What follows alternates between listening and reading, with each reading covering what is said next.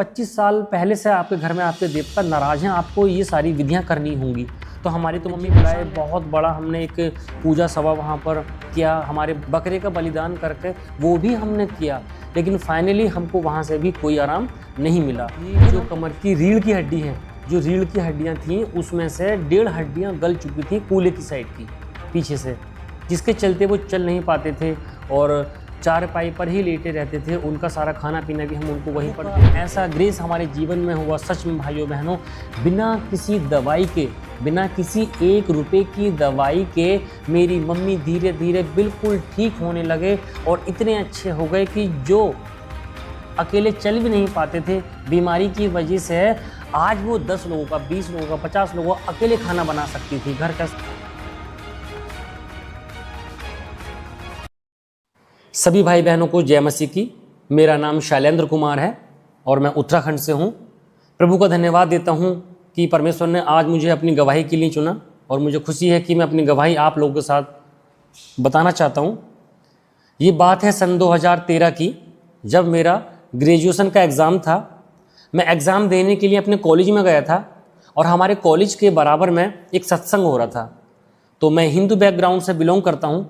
मैंने सोचा कि वहाँ पर सत्संग हो रहा है और मैंने अपने 2-4 दोस्तों को बोला कि अपने फ्रेंड्स लोगों को कि हम यहाँ से पेपर देने के बाद वहाँ पर भंडारा खा करके जाएंगे, क्योंकि हमने देखा है बहुत सारे हिंदू रीति रिवाजों में भंडारा भी होता है। तो मेरे दिमाग में वही चीज़ चल रही थी कि यहाँ कुछ अच्छा खाना बना होगा और खाना खाकर हम यहाँ से अपने घर वापस जाएंगे। जैसे ही मेरा एग्ज़ाम ख़त्म हुआ, मैं अपने 3-4 दोस्तों को लेकर वहाँ पर गया। तो वहाँ पर मैंने क्या देखा कि एक प्रभु के दास लोगों के लिए प्रार्थना कर रहे थे। वो लोगों के सर पर हाथ रख कर प्रार्थना कर रहे थे। तो जिन लोगों के अंदर दुष्ट आत्माएं थीं वो वहाँ पर चीख रहे थे, चिल्ला रहे थे और दुष्ट आत्माएं उनके अंदर एक्टिविटीज़ कर रही थी।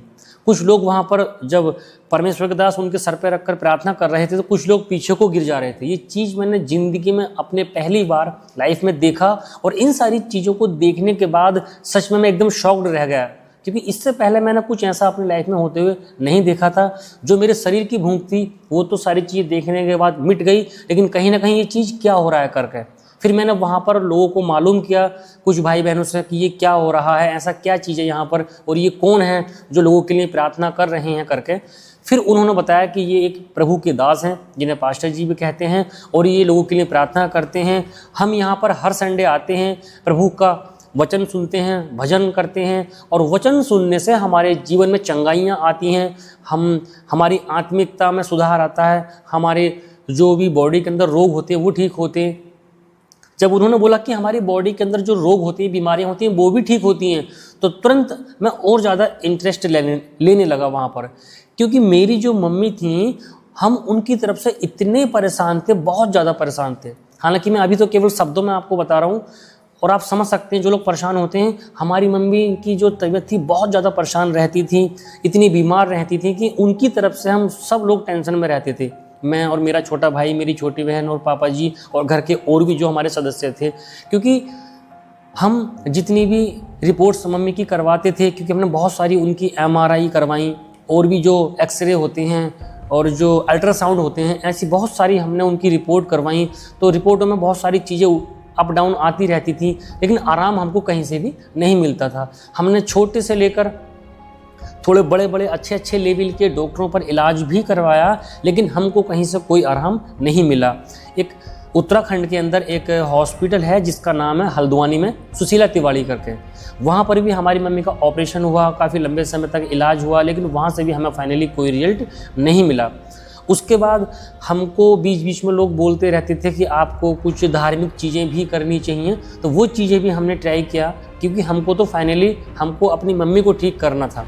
लेकिन क्या हुआ, हमने बहुत सारे धार्मिक स्थानों पर गए, अलग अलग धर्मों के अलग अलग धार्मिक स्थानों पर हम गए और जो भी कुछ उनके रीति रिवाज होते हैं हमने वो भी पूरे किए, लेकिन हमको फाइनली वहाँ से भी कोई रिजल्ट नहीं मिला।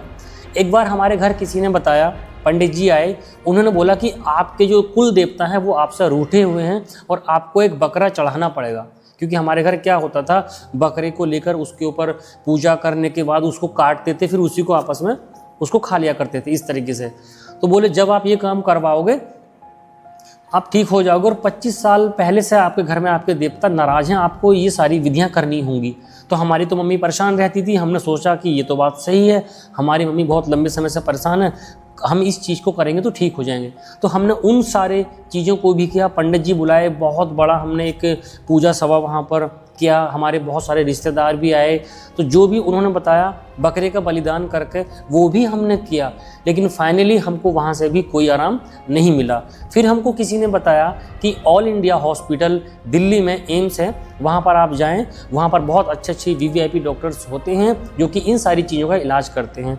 एक्चुअली मेरी मम्मी के बॉडी के अंदर बहुत सारी बीमारियाँ तो थीं। मेरी मम्मी को जो प्रॉब्लम थी, जो कमर की रीढ़ की हड्डी है, जो रीढ़ की हड्डियां थीं उसमें से 1.5 हड्डियां गल चुकी थी कूल्हे की साइड की पीछे से, जिसके चलते वो चल नहीं पाते थे और चारपाई पर ही लेटे रहते थे। उनका सारा खाना पीना भी हम उनको वहीं पर देते थे, यहाँ तक कि जब हम उनको अगर बैठाते भी थे तो सर पे हाथ लगाकर और दोनों साइड से अच्छे से उनको उठाते थे, क्योंकि उनसे अकेले उठा ही नहीं जाता था, क्योंकि जो रीढ़ की हड्डियाँ होती हैं वो इन सारी चीज़ों में बहुत मायने रखती हैं। तो हम जब उनको वॉशरूम में भी लेकर के जाते थे तो मैं या मेरा छोटा भाई या मेरी छोटी बहन या पापा जी उनको पकड़ पकड़ के लेके जाते थे और वॉशरूम में उसका हम गेट भी बंद नहीं करते थे, केवल नॉर्मली बंद कर दिया करते थे, क्योंकि अंदर वो गिर जाएं, कुछ भी हो सकता है उनके साथ। जब वो सारे वहाँ से वापस आते थे हम तब उनको पकड़ पकड़ के लेके जाते थे और बहुत धीरे धीरे धीरे धीरे धीरे धीरे उनको लेकर के जाते थे, क्योंकि उनको चला नहीं जाता था। और ऐसी सिचुएशन में हम बहुत परेशान हुए। फिर हमको ऑल इंडिया हॉस्पिटल के लिए बोला, दिल्ली एम्स में, वहाँ आप इनको लेकर के जाओ, ये ठीक हो जाएंगी। तो फिर हमने वहाँ की तैयारियाँ करने लगे।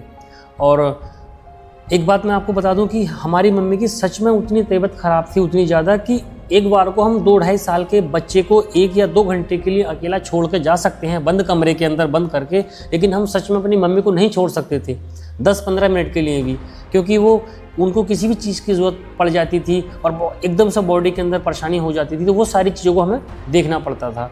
तो जब हमको किसी ने बोला कि आप all India hospital new Delhi लेकर के जाओ, उसके पहले जो मैंने आपको बताया कि सत्संग में मुझे पास्टर जी से मुलाकात हुई, वो मेरी हो चुकी थी।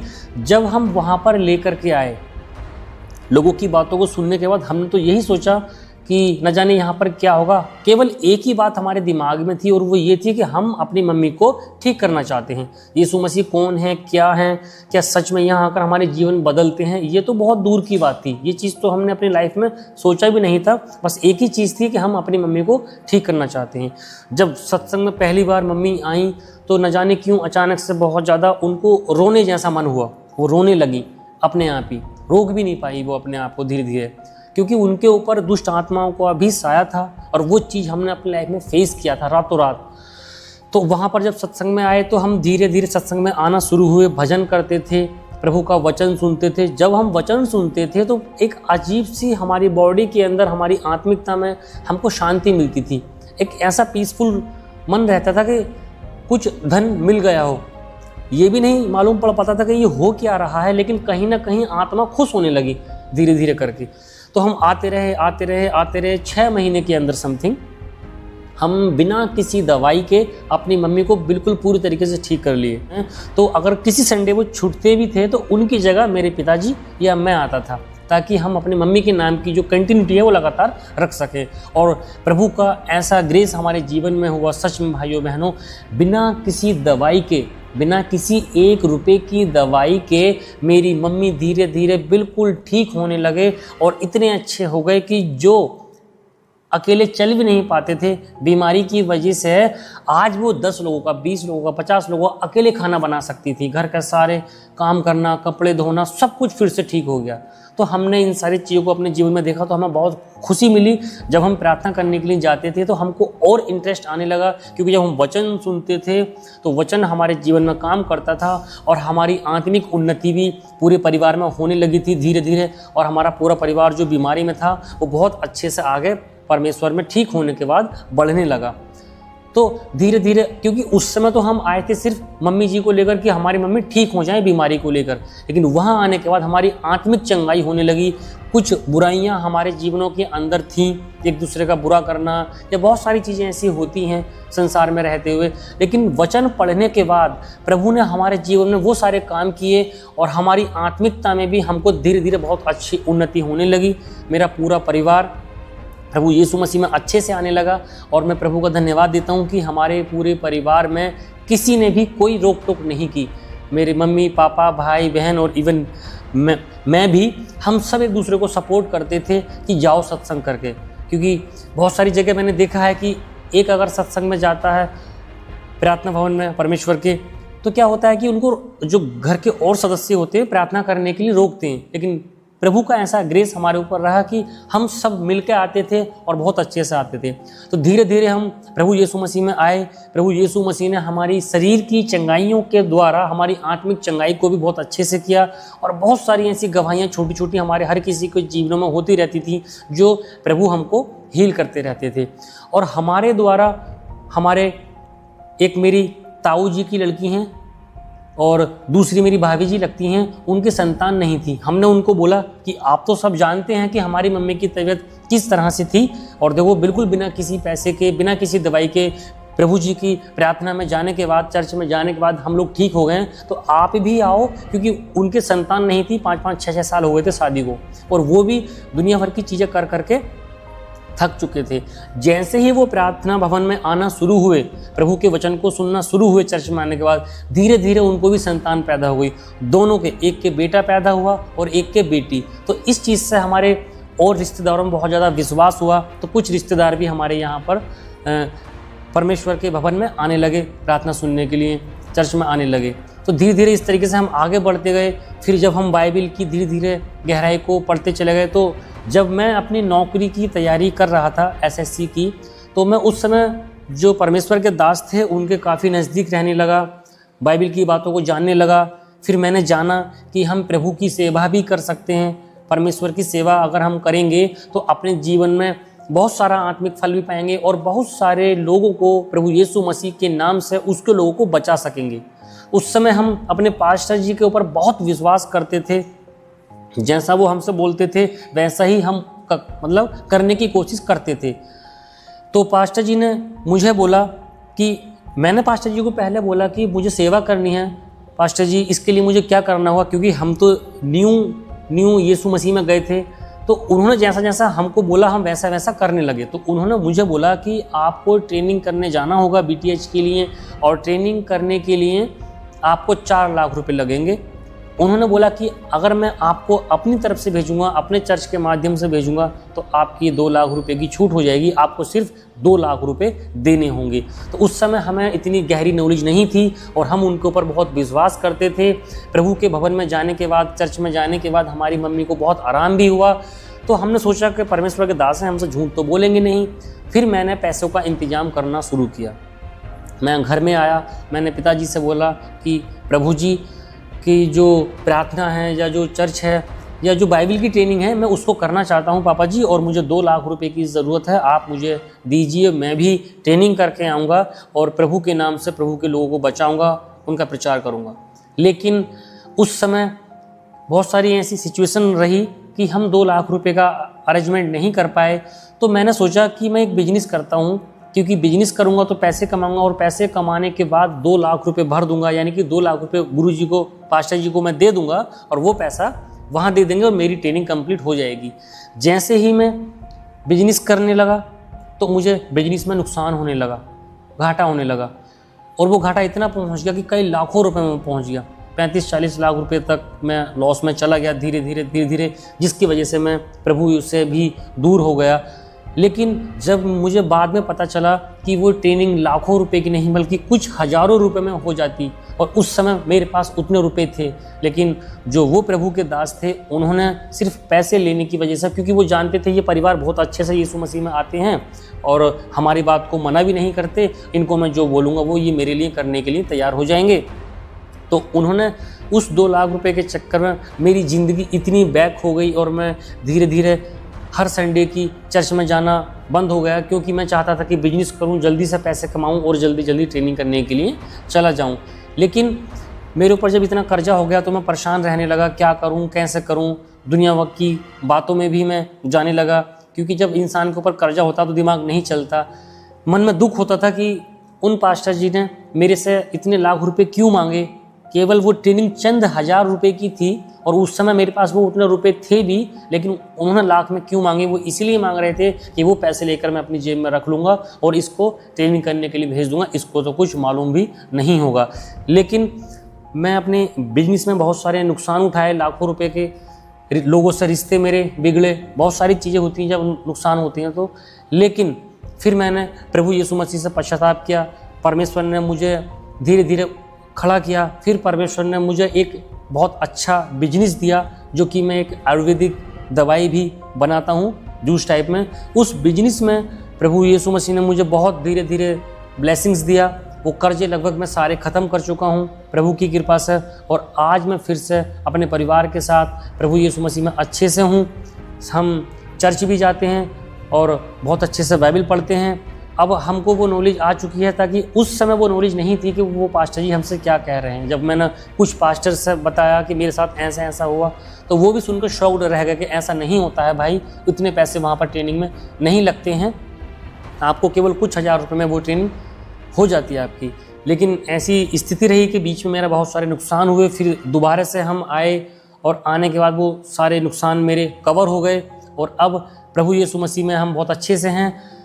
पिछले साल मेरी शादी हो गई है और मुझे परमेश्वर ने बहुत एक अच्छी बीवी, भली पत्नी दी है, जो कि वो भी एक, उनके जो भाई हैं वो भी एक पास्टर हैं और बहुत अच्छी कलीसिया चलाते हैं। कई हज़ार लोग उनकी कलीसिया में आते हैं, वचन सुनते हैं। तो जो परमेश्वर ने मुझे बीवी दी है, बहुत अच्छी भली पत्नी दी है, क्योंकि वो भी प्रभु यीशु मसीह के बहुत अच्छे से भजन गाते हैं, क्योंकि वो पहले से ही परमेश्वर की सेवा में थे। तो प्रभु के ऊपर मैंने बहुत अच्छे से विश्वास किया, सारे गलती गुनाहों को मैंने माना।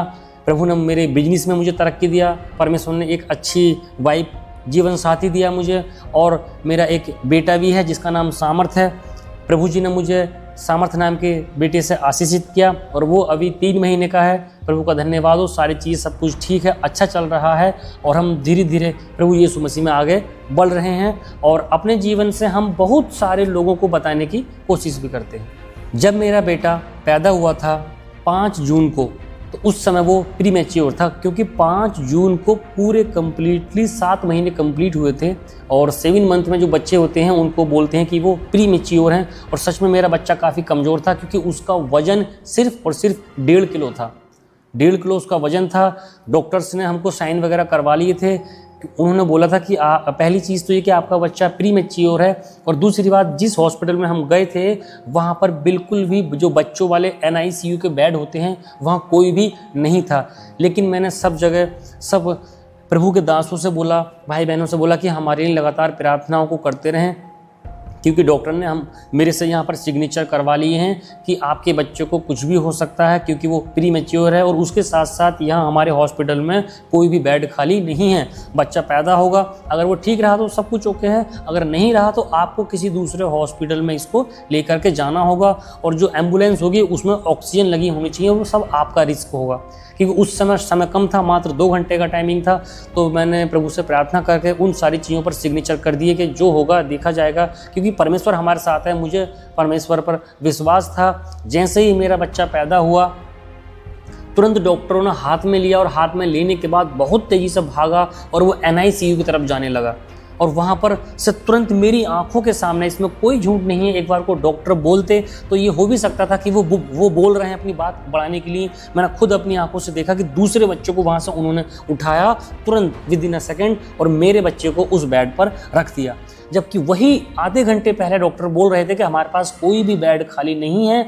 मेरी एक कुछ जान पहचान थी, मैंने उनके थ्रू फ़ोन करवाया मेडिकल लाइन से। उन्होंने बोला सर ठीक है, हम आपकी रेस्पेक्ट करते हैं, लेकिन सर हमारे पास कोई बेड खाली नहीं है और आप जानते हैं कि हम किसी के बच्चे को उठाकर जिसकी तबीयत खराब है उसको दे भी नहीं सकते। उन्होंने बोला बिल्कुल ठीक है। फिर मेरी जब उन अधिकारी से बात हुई, बोले सर शैलेंद्र आप जो है इस तरीके से इंतजाम कर लीजिए, वहाँ पर बेड नहीं है, अगर एक भी बेड खाली होता तो आपको ज़रूर मिलता। लेकिन मैंने वहाँ पर क्या देखा, परमेश्वर ने आधे घंटे के अंदर उस बच्चे को वहाँ से उठाकर मेरे बच्चे को रखा और ये शब्द वहाँ पर मैंने सुने। उस बच्चे को जब उठा के वहाँ पर रखा तो उन्होंने बोला कि अब आपका बेटा ठीक है, इसको ले जाओ।